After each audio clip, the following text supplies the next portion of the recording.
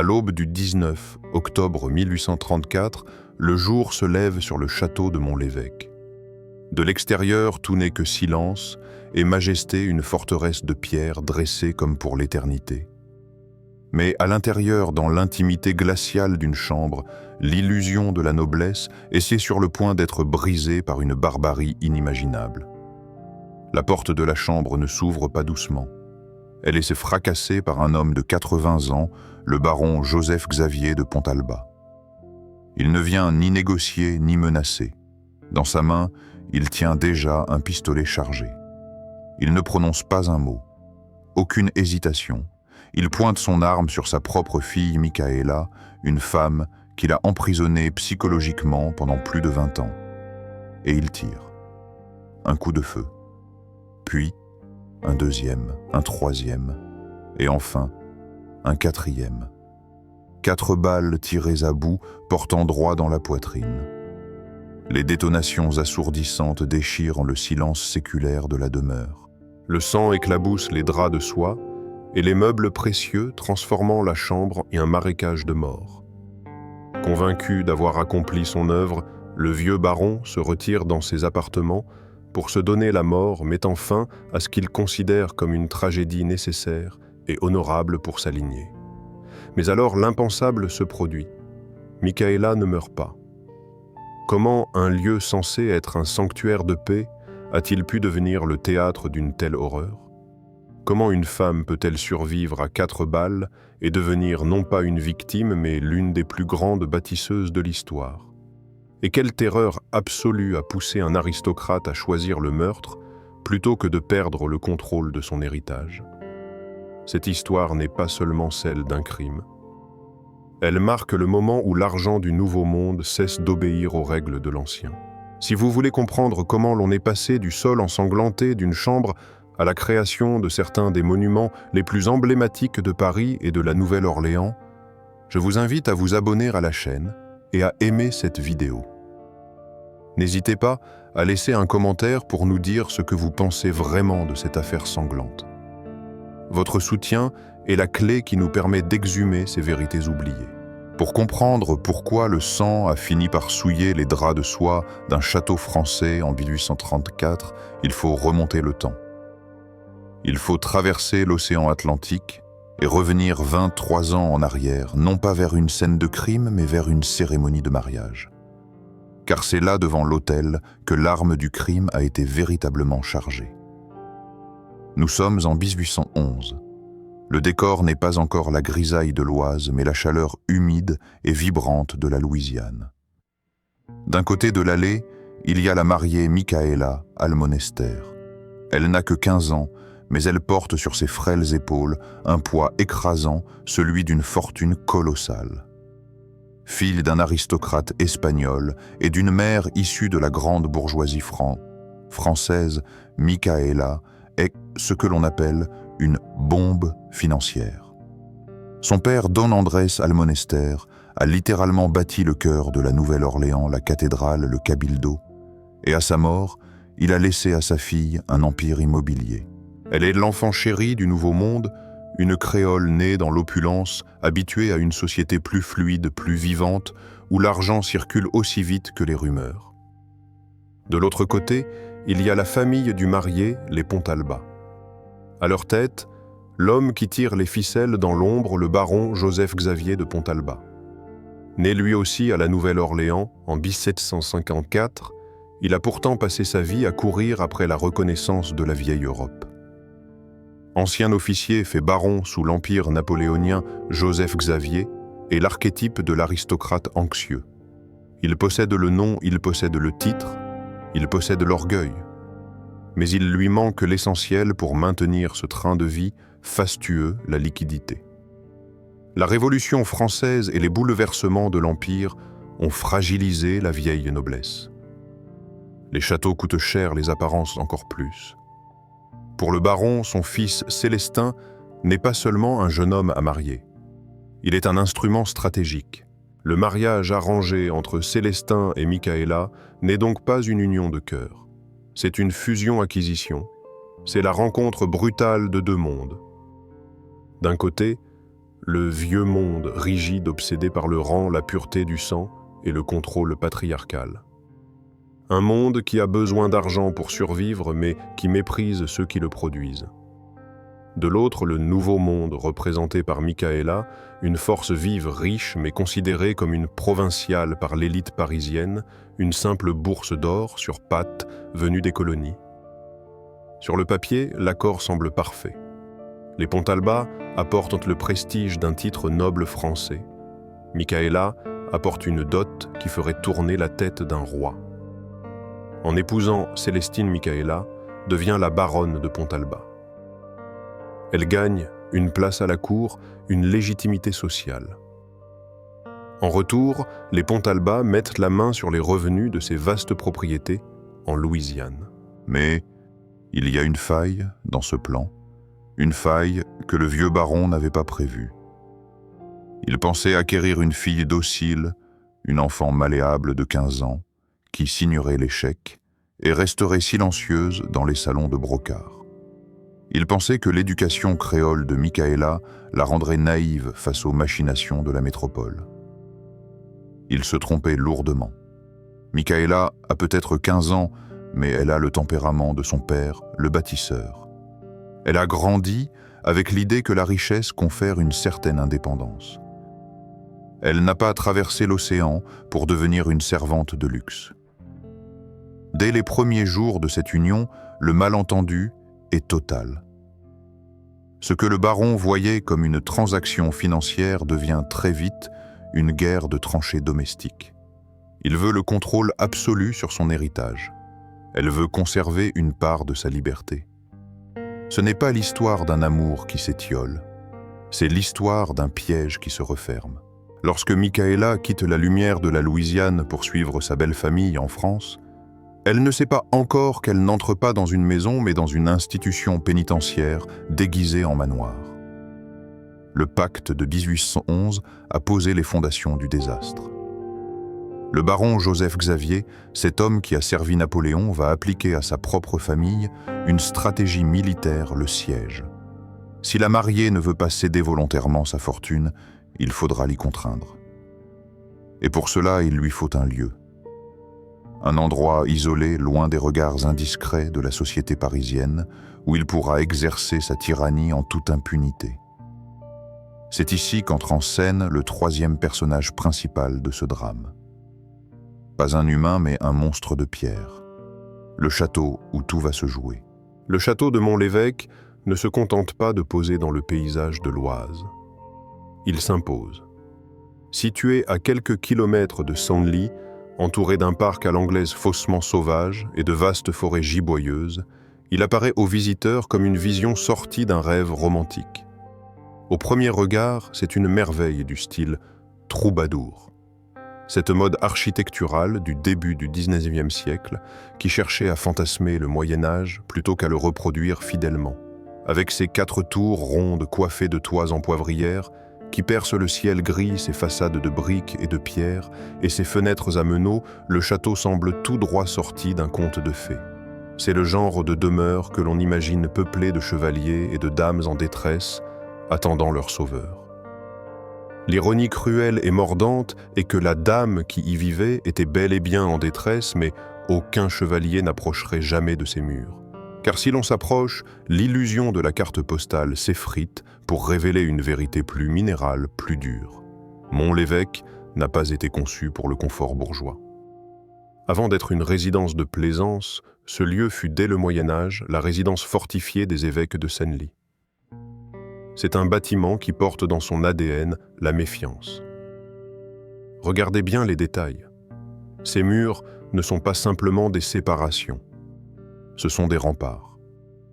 L'épaisseur de la pierre conçue jadis pour résister aux assauts sert désormais une autre fonction, l'isolation acoustique et psychologique.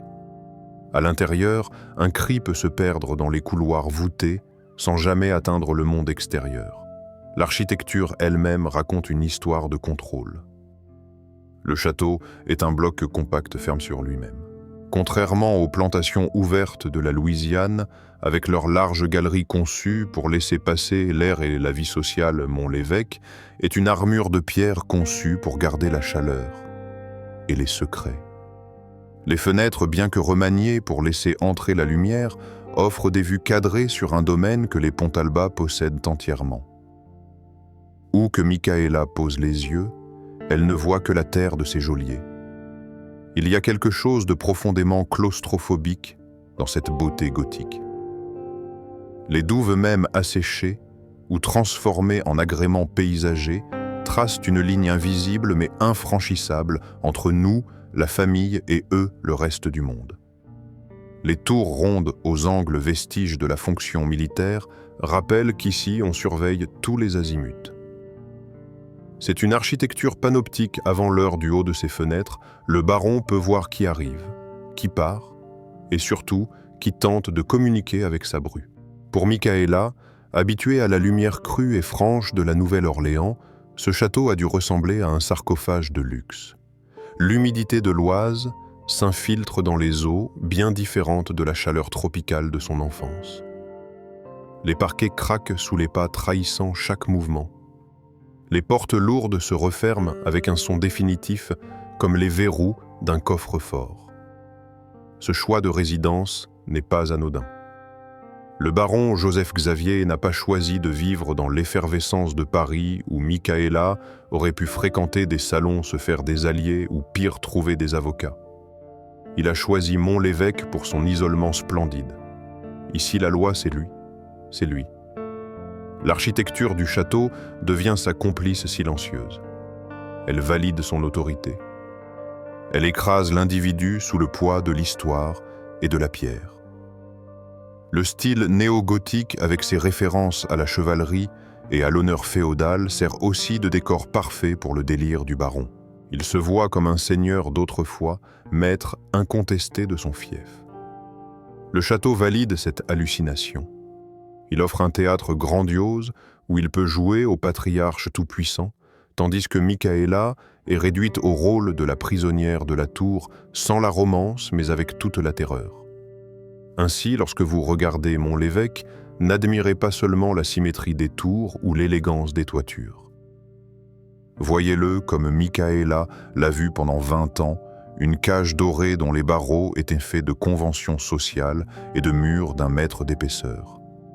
C'était une forteresse qui ne protégeait pas ses habitants des dangers extérieurs, mais qui protégeait le monde extérieur de l'horreur qui grandissait à l'intérieur. Et cette forteresse, le baron Joseph Xavier ne s'est pas contenté de l'habiter. Il allait la façonner, la modifier pierre par pierre pour qu'elle ressemble exactement à son obsession. Mont-l'Évêque et l'armure Joseph Xavier de Pontalba est l'homme qui a passé sa vie à en polir l'acier obsédé par l'idée qu'une seule tache de rouille pourrait faire effondrer tout son univers. Pour saisir la psychologie de ce bourreau, il faut regarder comment il a traité ses pierres avant de regarder comment il a traité sa bru. Joseph Xavier n'a pas hérité de ce château par une longue lignée ininterrompue. Il l'a acquis. Il l'a acheté en 1807, 4 ans, avant le mariage fatidique comme on achète une preuve de sa propre existence.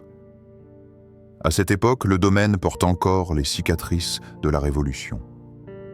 C'est une ancienne résidence épiscopale qui a souffert un géant de briques fatigué.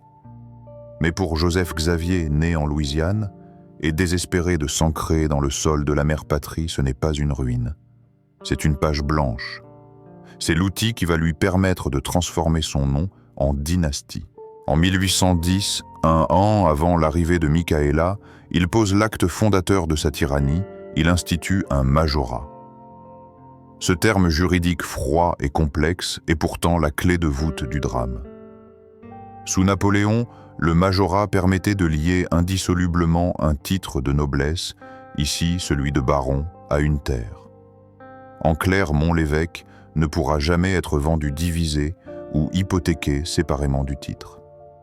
Le château et le baron ne font plus qu'un, ils s'enchaînent à la pierre pour l'éternité. Mais un titre et des terres ne suffisent pas à nourrir l'ego d'un homme qui se sent menacé par la modernité. Il lui faut le décor qui va avec. Joseph Xavier se lance alors dans une frénésie de rénovation. Il ne veut pas d'un château moderne ou confortable. Il veut du vieux, du vénérable.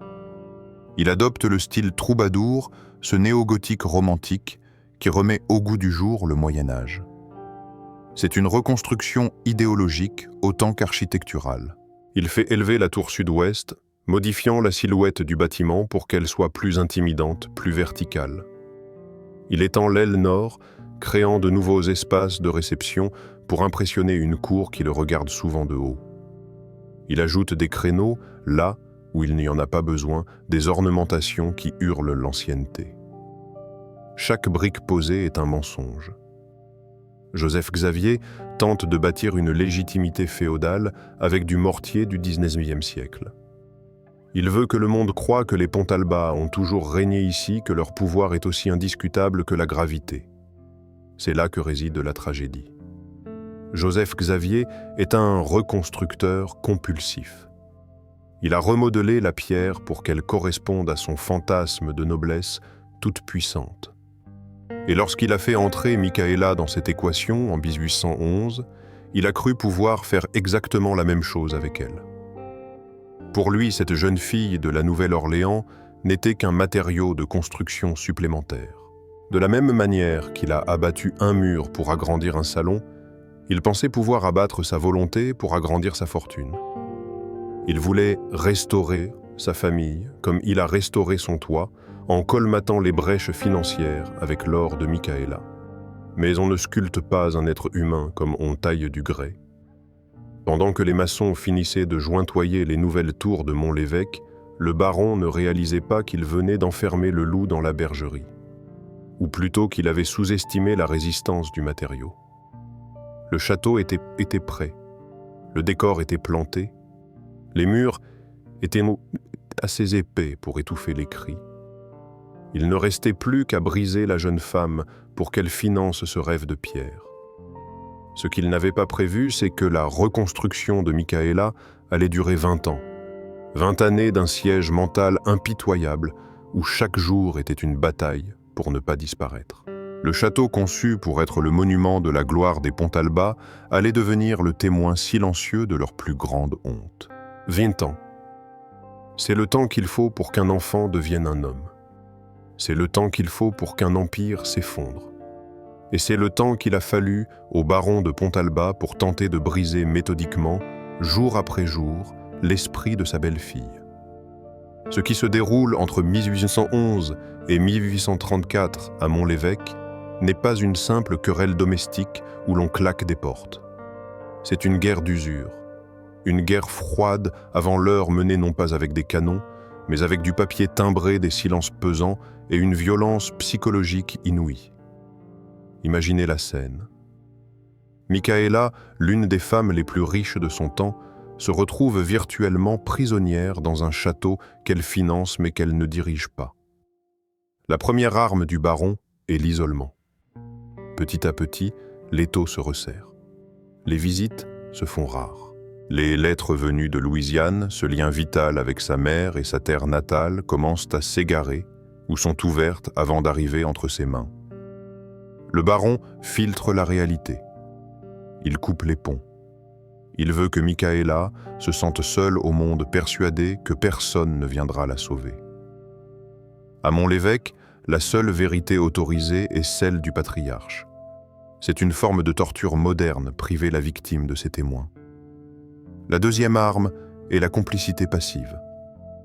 Dans cette tragédie, il y a un grand absent, Célestin, le mari. On pourrait penser qu'il prendrait la défense de sa jeune épouse. Mais Célestin est le produit parfait de l'éducation de son père, un homme faible, effacé, terrifié par l'autorité paternelle. Il n'est pas un partenaire pour Micaëla.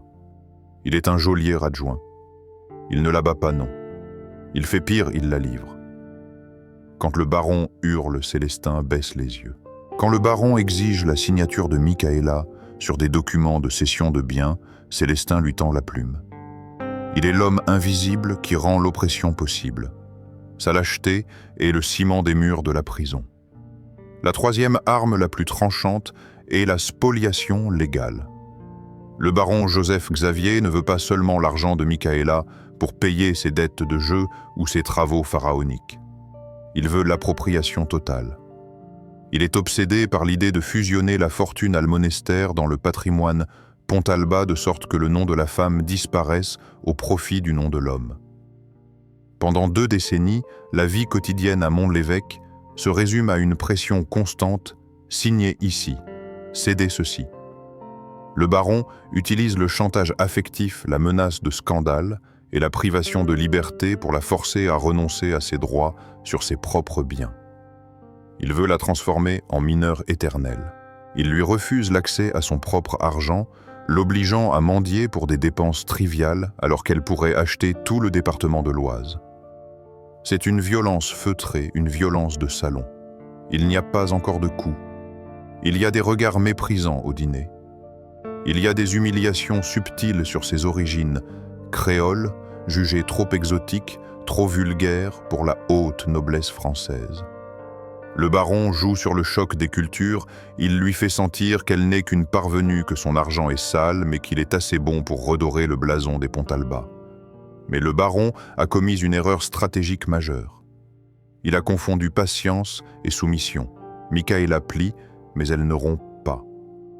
Sous ses airs de victime, elle observe, elle apprend. Elle comprend que dans ce vieux monde, la loi est une arme à double tranchant. Si le baron peut utiliser le code Napoléon pour la contrôler, elle peut l'utiliser pour se libérer. Au fil des années, la petite fille riche devient une femme stratège. Elle parvient, malgré la surveillance, à correspondre avec sa mère. Elle commence à documenter les abus. Elle refuse de signer les documents les plus compromettants. La tension monte crescendo. L'atmosphère dans le château devient irrespirable. Le baron vieillissant et de plus en plus erratique voit sa proie lui résister. Il réalise que le temps joue contre lui. Sa santé décline, sa fortune personnelle est inexistante, et cette femme obstinée refuse toujours de lui livrer les clés du coffre. C'est là que la guerre froide familiale bascule. Micaëla ose l'impensable pour une femme de son rang. À l'époque, elle demande la séparation de corps. Elle veut s'enfuir. Elle veut reprendre le contrôle. Pour le baron, c'est l'affront ultime. Ce n'est pas seulement une perte financière, c'est une humiliation publique. Une femme qui quitte son mari, c'est un scandale. Une femme qui part avec la caisse, c'est une déclaration de guerre. Nous arrivons ainsi à l'année 1834. Le château de Mont-l'Évêque n'est plus une maison. C'est une poudrière. Le baron Joseph Xavier a 80 ans. Il est acculé. Ses plans de domination ont échoué face à la résilience de Micaëla. La manipulation psychologique a atteint ses limites. Les avocats s'en mêlent. La justice menace de donner raison à l'étrangère. Il ne reste plus qu'une seule option au vieux patriarche. Une option qui ne nécessite ni notaire ni tribunal. Une option définitive. L'heure de la diplomatie est terminée. L'heure du sang a sonné. Le 19 octobre 1834. C'est une date qui devrait être gravée en lettres rouges dans l'histoire de l'aristocratie française. Ce matin-là, le château de Mont-l'Évêque se réveille dans une brume épaisse, typique de l'automne dans l'Oise. À l'intérieur, les domestiques s'affairent en silence, polissant l'argenterie et attisant les feux de cheminée, ignorant qu'ils préparent le décor d'un massacre. Micaëla est dans sa chambre. Elle se prépare peut-être à quitter ce lieu maudit, ou peut-être espère-t-elle simplement survivre à une autre journée de mépris silencieux. Elle ne sait pas que quelques pièces plus loin, une décision irrévocable vient d'être prise. Le baron Joseph Xavier est dans son bureau, il a 80 ans. Ses mains sont ridées, son dos est voûté, mais son esprit est consumé par une énergie noire et brûlante. Depuis 20 ans, il a tout essayé, la loi, l'intimidation, l'isolement. Tout a échoué. Cette étrangère lui tient tête. Elle a osé demander la séparation de biens. Elle a osé menacer l'intégrité du majorat. Pour ce vieil homme dont l'identité entière est fusionnée avec ses titres et ses pierres, Michaela n'est plus une belle fille. Elle est une tumeur qui menace le corps de la famille. Et on ne négocie pas avec une tumeur, on l'extirpe. Il ouvre un coffret en bois précieux. À l'intérieur reposent 2 pistolets de duel, des armes d'honneur conçues pour régler des différends entre gentilshommes sur le pré. Quelle ironie tragique de les voir saisis pour abattre une femme sans défense dans sa chambre à coucher. Le baron charge les armes, la poudre noire, les balles de plomb. Chaque geste est lourd de sens. Il ne s'agit pas d'un crime passionnel d'une impulsion subite. C'est une exécution planifiée. C'est la bureaucratie de la mort. Il marche dans le couloir, les planchers craquent. Il arrive devant la porte de la chambre de Michaela. Il n'attend pas d'être annoncé. Il entre. Le premier geste du baron est révélateur. Il ne crie pas. Il se retourne et verrouille la porte derrière lui. Ce bruit, le métal contre le métal, est le signal que le temps de la parole s'est révolu. Michaela se retourne surprise. Elle voit son beau-père. Elle voit les armes. Elle comprend. Il n'y a pas de dialogue, pas de dernière chance. Le baron lève le premier pistolet. À cette distance, dans une pièce fermée, il ne peut pas manquer. Le premier coup de feu déchire l'air. La balle frappe Michaela en pleine poitrine. Le choc était brutal. Elle s'effondre ou peut-être recule-t-elle terrifiée, l'instinct de survie prenant le dessus sur la douleur. Mais le baron n'a pas fini. Il avance. Il est déterminé à finir le travail. Il tire une 2e fois. Michaela, dans un réflexe désespéré, lève les mains pour protéger son visage, pour protéger son cœur. La balle lui fracasse la main, lui arrachant plusieurs doigts avant de se loger dans son corps. Le sang gicle sur les tapisseries, sur ce décor qu'elle a payé de sa propre fortune. 3e coup, 4e coup. Le baron vide ses armes. Il s'acharne. Chaque détonation est un cri de rage d'un patriarcat qui refuse de perdre le contrôle. Michaela gît sur le sol inconsciente, son corps mutilé par 4 impacts de plomb. Le silence retombe lourd, étouffant seulement, troublé par l'odeur âcre de la poudre brûlée qui envahit la chambre de cette dame du monde. Le baron la regarde. Il voit le sang. Il voit l'immobilité. Pour lui, l'affaire est close. La menace est éliminée. L'héritage est sauf. Il ne vérifie pas son pouls. Son arrogance l'aveugle. Comment une femme pourrait-elle survivre à la colère d'un Pontalba? Il déverrouille la porte et sort, laissant sa victime baignée dans son sang. Il retourne dans ses appartements au rez-de-chaussée. Le scénario qu'il a écrit dans sa tête est presque complet. Il a puni la traîtresse. Maintenant, il doit sauver l'honneur final. Il s'assoit dans son fauteuil. Il recharge l'une des armes, ou peut-être en avait-il une 3e prête à l'emploi. Il place le canon contre sa propre poitrine, et il tire. Mais le destin, ce jour-là, a un sens de l'humour macabre. Le baron ne meurt pas sur le coup. Il agonise. Il passe ses dernières heures dans une souffrance atroce, peut-être assez longtemps pour entendre les rumeurs qui commencent à courir dans le château. Car à l'étage, un miracle se produit. Les domestiques, alertés par les coups de feu, enfoncent la porte de la chambre de Michaela. Ils s'attendent à trouver un cadavre. Mais au milieu de l'horreur, une poitrine se soulève péniblement. Michaela respire. Les balles ont ravagé son corps, brisé ses os, déformé sa main à jamais. Mais aucune n'a touché le cœur. Est-ce la structure de son corset? Est-ce son geste défensif? Ou est-ce simplement une volonté de vivre si féroce qu'elle a refusé de céder devant la mort? Ce soir-là, le bilan est une inversion totale de la logique du pouvoir. Le chasseur est mort piégé par sa propre violence. La proie est vivante bien que brisée. Le 19 octobre 1834 ne marque pas la fin de Michaela Almonester. Au contraire, c'est le jour de sa naissance. La femme naïve est morte sur ce tapis ensanglanté. Celle qui se relèvera de ce lit de douleur sera une toute autre créature.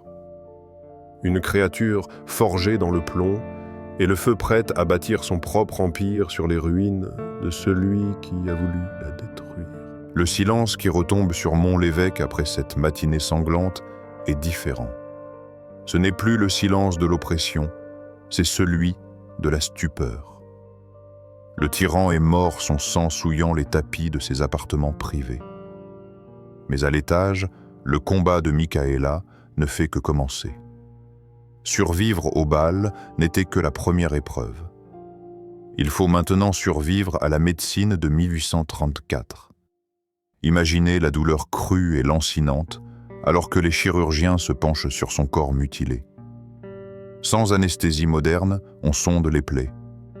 Le verdict est lourd, 3 balles sont extraites, mais la 4e logée, trop près du cœur, refuse de bouger. Elle restera là, encastrée dans sa poitrine pour le reste de ses jours, comme un rappel constant, froid et métallique de ce que coûte l'appartenance à la noblesse. Mais la blessure la plus visible est ailleurs. Sa main gauche, celle qu'elle a levée dans un réflexe désespéré pour se protéger, est fracassée. Plusieurs doigts sont amputés ou définitivement déformés. Cette main qui signait autrefois les chèques convoités par le baron est désormais une ruine. Micaëla cachera souvent cette mutilation sous des gants ou dans les plis de ses robes, mais elle ne la laissera jamais la définir. Au contraire, cette main brisée devient son trophée de guerre. C'est la preuve physique qu'elle a paré le coup fatal. Pendant sa convalescence, une transformation s'opère. La nouvelle du drame se répand comme une traînée de poudre de Senlis à Paris et jusqu'à la Nouvelle-Orléans. Pour la société mondaine, c'est un séisme. L'aristocratie qui lave habituellement son linge sale en famille et surtout en silence est exposée sous une lumière crue. Le vieux, baron héros de l'Empire, s'est révélé être un assassin domestique. Le masque de la respectabilité tombe. Et dans ce chaos, la position de Micaëla change radicalement. Elle n'est plus la petite créole isolée. Elle est Kéké, la miraculée. L'opinion publique, friande de drame, penche en sa faveur. Comment ne pas compatir avec une femme qui a littéralement pris des balles pour son indépendance? C'est ici que se joue la véritable victoire, celle qui dépasse la simple survie biologique. La mort du baron Joseph Xavier fait sauter le verrou qui la maintenait captive. Son mari Célestin hérite du titre. Il devient le nouveau baron de Pontalba. Mais Célestin n'a ni la poigne, ni la folie de son père.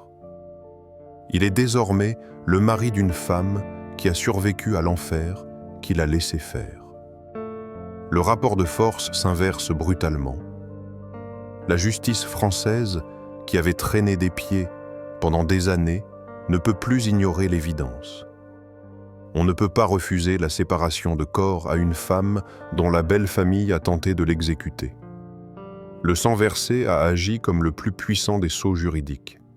Micaëla obtient enfin ce pourquoi elle s'était battue pendant 20 ans, la séparation de biens et de corps. C'est une ironie mordante. Il a fallu que le baron tente de la tuer pour qu'elle devienne enfin libre de lui. Elle récupère le contrôle de sa fortune. L'argent des Almonester, cet or du Nouveau Monde que le baron voulait tant absorber, revient fermement entre les mains de sa propriétaire légitime. Micaëla n'est plus une mineure sous tutelle. Elle est une femme riche, indépendante et libre de ses mouvements. Mais ne vous y trompez pas, elle ne rejette pas le nom de ses bourreaux. Au contraire, elle s'en empare. Puisque son mari est devenu baron, elle est officiellement la baronne de Pontalba. Elle portera ce titre non plus comme une marque de propriété, mais comme une armure qu'elle a conquise. Quand elle quitte enfin Mont-l'Évêque, laissant derrière elle les fantômes et les taches de sang indélébiles, elle n'est pas une veuve éplorée ni une invalide. Elle a payé le prix du sang. Elle a acheté sa liberté avec sa propre chair. La femme qui émerge de cette tragédie n'a plus rien à voir avec la jeune fille de 15 ans mariée de force. Son corps contient du plomb, sa main est estropiée mais son esprit est plus tranchant que jamais. Elle a compris une leçon fondamentale dans ce monde. Si l'on ne veut pas être écrasé par les pierres, il faut être celle qui les pose. Le temps de la victime est révolu. Le temps de la bâtisseuse commence. Nous sommes en 1848. 14 ans ont passé depuis la fusillade de Montlhévêque. La France est de nouveau en proie aux flammes de la Révolution, mais Michaela, elle a déjà mené la sienne. À 52 ans, la baronne de Pontalba tourne le dos au vieux continent agité pour revenir sur la terre de son enfance, la Nouvelle-Orléans. Mais elle ne revient pas pour prendre sa retraite sous les magnolias. Elle revient pour bâtir. Lorsqu'elle débarque sur les quais du Mississippi, elle retrouve une ville qui a changé mais qui manque cruellement de l'élégance européenne qu'elle a côtoyée et payée au prix fort. Le cœur de la ville, la place d'Armes, aujourd'hui Jackson Square, est un terrain poussiéreux, négligé, indigne de la métropole grandissante. Là où d'autres verraient de la boue, Michaela voit une opportunité. Elle voit une toile vierge sur laquelle elle va pouvoir peindre sa revanche. C'est ici que s'opère le véritable twist de notre histoire. La victime, celle qui a failli mourir enfermée dans un château décidé par un autre, va devenir le maître d'œuvre. Elle ne subira plus l'architecture, elle va l'imposer. Entre 1849 et 1851, Michaela lance un projet pharaonique qui va redéfinir le visage de la Nouvelle-Orléans pour toujours, les Pontalba Buildings. Elle engage les meilleurs architectes de l'époque, James Gallier Sr. et Henry Howard. Mais ne vous y trompez pas, la véritable architecte, c'est elle. Les plans, c'est sa vision. L'argent, c'est le sien. L'énergie, c'est sa fureur transformée en briques rouges. Son projet est audacieux, construire 2 immenses rangées de maisons de ville de style parisien, flanquant la place centrale. Elle veut marier le chic de la place des Vosges avec l'atmosphère tropicale de la Louisiane. Elle veut importer le raffinement de la France, mais sans sa cruauté. Pendant 2 ans, la baronne devient une figure incontournable du chantier. Oubliez l'image de la dame de la haute société sirotant du thé. Les témoins de l'époque décrivent une femme en pantalon, un scandale pour l'époque, grimpant sur les échafaudages, inspectant chaque brique, hurlant des ordres aux maçons. Sa main mutilée par les balles du baron n'est pas cachée. Elle est là pointant les défauts, dirigeant les travaux. Cette main qui a failli être arrachée sert désormais à construire des murs que personne ne pourra franchir sans sa permission. Elle est impitoyable. Elle renvoie les incompétents. Elle se bat avec le conseil municipal menaçant d'arrêter les travaux si la ville ne s'engage pas à embellir la place et la cathédrale voisine. Elle utilise son argent comme une arme politique. Le vieux baron Joseph Xavier utilisait le pouvoir pour détruire. Michaela l'utilise pour créer, mais avec la même autorité de fer. Le résultat est spectaculaire. Les 2 longs bâtiments de briques rouges avec leurs arcades au rez-de-chaussée et leurs balcons en fer forgé s'élèvent comme 2 gardiens majestueux. Mais le détail le plus savoureux, le plus psychologiquement révélateur, se trouve dans la ferronnerie. Regardez attentivement les balcons des Pontalba Buildings. Dans les entrelacs délicats de la dentelle de fer, vous verrez 2 lettres répétées à l'infini, A et P. Almonester et Pontalba. C'est un acte de propriété ultime.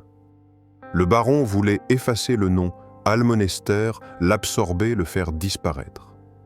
Michaela, elle l'a coulé dans le fer pour l'éternité. Elle a uni son nom de jeune fille à son titre de femme mariée, créant une entité indivisible. En inscrivant ses initiales sur la façade même de la ville, elle dit au monde entier et aux fantômes de son beau-père « Je suis toujours là, j'ai survécu, et tout ceci m'appartient ». Les Pontalba Buildings ne sont pas juste des immeubles locatifs de luxe, les premiers du genre aux États-Unis d'ailleurs. Ce sont des monuments à la résilience. Chaque brique rouge est une réponse au sang versé sur le marbre blanc de Montlhévêque. En transformant la place d'Armes en Jackson Square, un jardin à la française ordonné et magnifique, Micaëla a fait bien plus que de l'urbanisme. Elle a mis de l'ordre dans le chaos de sa vie. Elle a appris l'esthétique de ses bourreaux, le style européen, et l'a planté dans le sol de sa liberté. Quand les travaux s'achèvent en 1815, Micaëla a 55 ans. Elle n'est plus la jeune proie. Elle est la reine incontestée de la Nouvelle-Orléans. Elle a prouvé qu'on pouvait lui tirer dessus, mais qu'on ne pouvait pas l'empêcher de s'élever. Et le plus incroyable, c'est qu'elle ne comptait pas s'arrêter là. La Louisiane était reconquise. Il lui restait maintenant à retourner à Paris pour planter son drapeau au cœur même de la capitale française.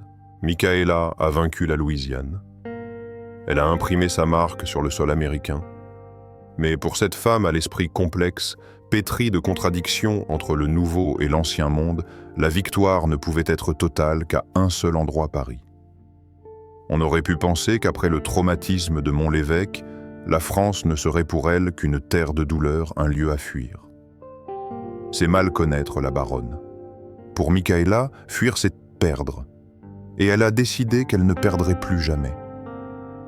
Elle revient donc à Paris, non pas sur la pointe des pieds, mais avec le fracas de sa fortune colossale.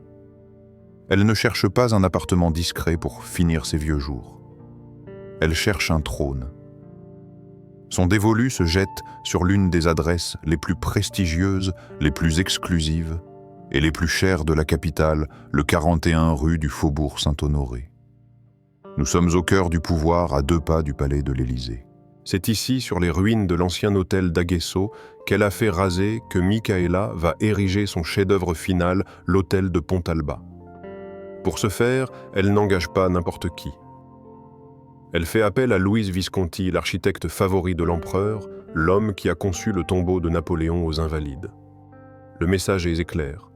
Elle ne construit pas une maison, elle construit un monument. Elle veut que sa demeure parisienne rivalise avec les palais impériaux. Le chantier dure plus de 10 ans, de 1842 à 1855. C'est une éternité.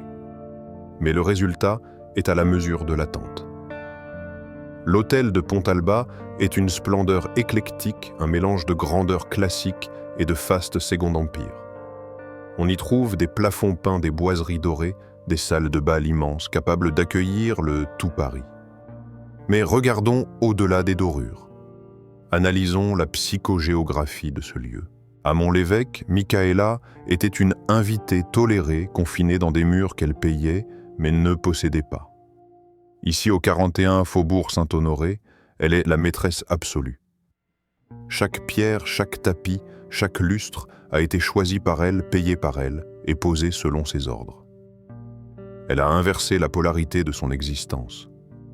Le château de son beau-père était sombre, humide, caché dans les bois de l'Oise, tourné vers un passé féodal moribond. Son hôtel parisien est urbain central, brillant de 1000 feux, tourné vers la modernité et la vie mondaine. C'est ici qu'elle passera les dernières années de sa vie, tenant salon, recevant l'élite qui l'avait autrefois regardée de haut. Imaginez la satisfaction intense de cette femme, assise dans son grand salon, sa main mutilée posée sur le velours d'un fauteuil, sachant qu'elle a surpassé en richesse et en splendeur la famille qui voulait la tuer pour son argent. Elle a survécu au baron Joseph Xavier, de 40 ans. Elle a transformé son sang impur de créole en or pur architectural. Mais l'histoire de cet hôtel ne s'arrête pas à sa mort en 1875. Le destin, ou peut-être la volonté posthume de Micaëla, réservait à ce lieu une dernière ironie, une dernière victoire éclatante. En 1948, le gouvernement des États-Unis acquiert l'hôtel de Pontalba. En 1971, après d'importantes restaurations, il devient la résidence officielle de l'ambassadeur des États-Unis en France. Arrêtez-vous un instant sur la symbolique vertigineuse de ce fait. La maison construite par la petite-fille de la Nouvelle-Orléans, celle que l'aristocratie française traitait d'étrangère, est devenue le territoire souverain de l'Amérique à Paris. C'est aujourd'hui le lieu où la puissance américaine reçoit les présidents et les rois. Les fêtes du 4 juillet, célébrant l'indépendance des États-Unis, résonnent désormais dans les salons bâtis par la baronne. C'est comme si par-delà la mort Micaela avait réussi le tour de force ultime, fusionner ces deux identités. Elle, la franco-américaine, déchirée à créer le lieu physique où la France et l'Amérique se rencontrent au plus haut sommet de l'État. Si le baron Joseph Xavier pouvait voir ça, si ce vieil homme qui méprisait tant les origines coloniales de sa bru pouvait voir que le drapeau étoilé flotte désormais sur le plus beau palais portant le nom de Pontalba, il mourrait sans doute une seconde fois. Micaela n'a pas seulement habité Paris, elle l'a conquis. Elle a prouvé qu'on ne peut pas enfermer le vent de l'Ouest dans une bouteille. Au faubourg Saint-Honoré, elle a laissé une porte ouverte pour l'éternité. Une porte par laquelle l'histoire du Nouveau Monde est entrée avec fracas dans l'Ancien. Mais qu'en est-il du lieu du crime? Qu'est-il advenu de la vieille forteresse de l'Oise, là où tout a failli s'arrêter? Alors que l'hôtel parisien brille sous les projecteurs diplomatiques, le château de Mont-l'Évêque a connu un destin bien plus silencieux. Alors que l'hôtel de Pontalba à Paris brille sous les lustres de la diplomatie internationale et que les immeubles de la Nouvelle-Orléans grouillent de touristes et de vie le berceau du drame lui est retombé dans un sommeil profond. Le château de Mont-l'Évêque existe toujours. Il se dresse encore dans l'Oise défiant le temps. Mais son destin est bien différent de ses cousins urbains. Il n'est pas devenu une ambassade. Il n'est pas un musée national où l'on vend des billets pour voir la chambre du crime. Aujourd'hui, le château est une propriété privée. C'est un détail qui change tout. Cela signifie que les murs qui ont entendu les 4 coups de feu continuent de protéger une intimité. Il y a quelque chose de presque pudique dans ce retrait. Le château ne capitalise pas sur son histoire sanglante. Il la garde pour lui. Si vous vous rendez sur place, vous pourrez peut-être accéder au parc. Les jardins et la terrasse sont parfois ouverts au public, offrant aux promeneurs une vue sur cette façade néo-gothique impressionnante. On peut admirer les tours, imaginer la silhouette du vieux baron derrière une fenêtre. Mais le seuil reste infranchissable pour le commun des mortels.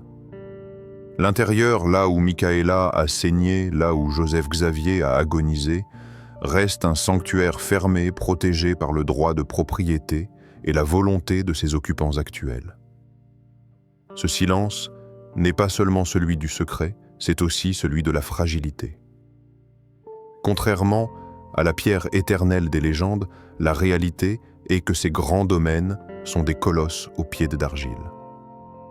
L'histoire pèse lourd et l'entretien coûte cher. Le château a connu ses heures et sombres, ses périodes d'abandon et de décrépitude où la nature menaçait de reprendre ses droits. Il a fallu se battre pour qu'il ne devienne pas une ruine romantique de plus, un squelette de pierre oublié dans la forêt. Dans les années 1990, d'importants travaux de restauration ont été entrepris pour sauver ce qui pouvait l'être. On a dû consolider la structure pansèrent les plaies du bâtiment. Il est fascinant de noter que les problèmes structurels concernaient notamment la tour sud-ouest, celle-là même que le baron Joseph Xavier avait fait modifier et élever lors de sa grande campagne de travaux néo-gothiques. C'est une métaphore architecturale saisissante, la tour que le vieux baron a élevée pour affirmer sa puissance, et son ego a fini par se fissurer, menaçant de s'effondrer sous son propre poids, tout comme sa lignée a failli s'éteindre par sa propre folie. La pierre, comme la famille, a ses limites. Mont-l'Évêque, aujourd'hui, est un lieu de paradoxe. Il est magnifique, certes. Il est classé protégé. Mais il est aussi vulnérable. Il nous rappelle que le patrimoine n'est pas une chose acquise. C'est un combat quotidien contre l'oubli, contre l'humidité et contre le temps qui érode tout. En regardant ces murs de briques rouges et de pierres blanches depuis l'orée du parc, on ne peut s'empêcher de ressentir une certaine mélancolie. Ce n'est plus la forteresse imprenable et terrifiante du baron. C'est un survivant.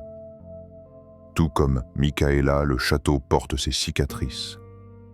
Il a vu la noirceur absolue de l'âme humaine, il a vu le sang couler sur ses parquets, et pourtant, il est toujours debout. Mais contrairement aux immeubles de la Nouvelle-Orléans qui célèbrent la victoire éclatante et publique de la baronne Monlévêque, semble porter le deuil perpétuel de cette matinée d'octobre 1834. C'est un endroit où le temps s'est figé, où l'écho des coups de feu semble encore résonner faiblement si l'on tend l'oreille dans le silence du parc. Le château a perdu sa vocation de prison. Il est redevenu ce qu'il aurait toujours dû être, une maison.